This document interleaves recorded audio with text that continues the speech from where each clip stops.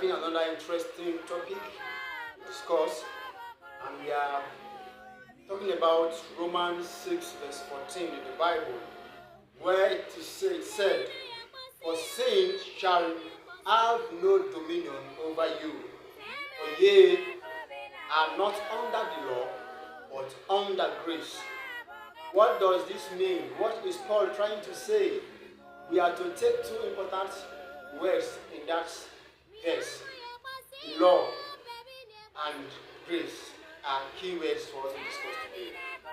What law is Paul referring to? And what grace is he talking about?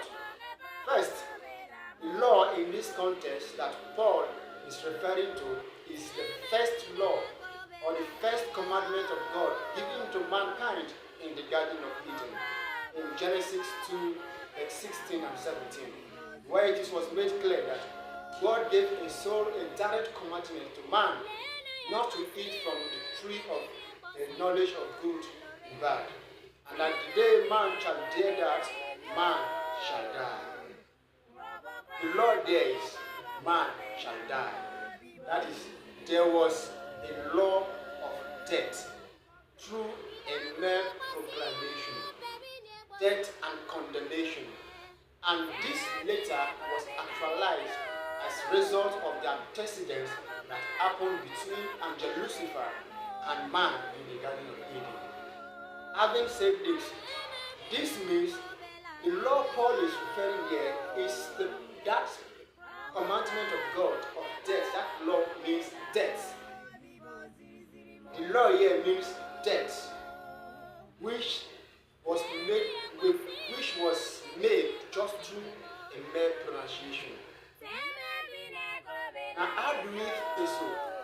It was also cleared in Psalm 24 verse 7, where it was said that before Christ was born, those old men, great men of old, the likes of Abraham, Moses, Adam, Noah, so on and so forth, all those great men that existed before Christ was born, that has already died, Christ covered when Christ was crucified, before he rose on the 10th day.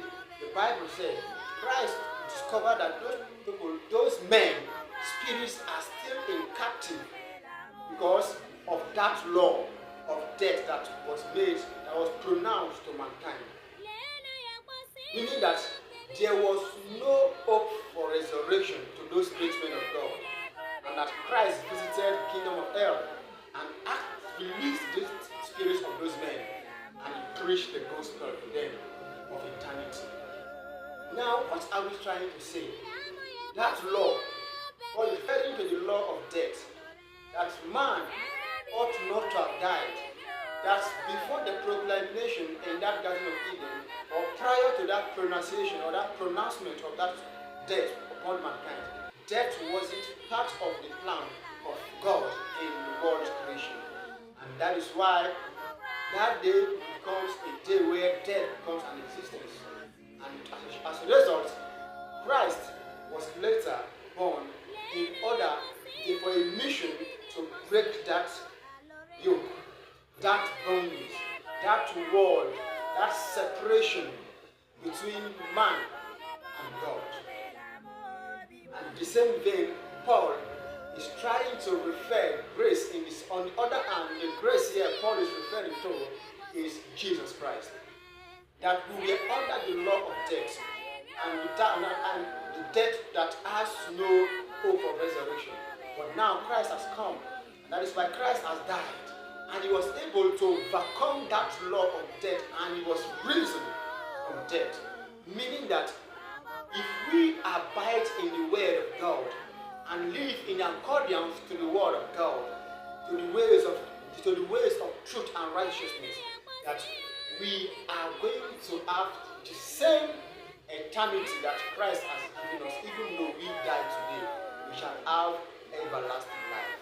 And that is why it was said in John 16:14 verse 6, Christ made it clear through John the Baptist, and he said, "I am the way, and no one comes to thy Father except through me." Thank you, and remain blessed while you comment on my page and on my subscribe.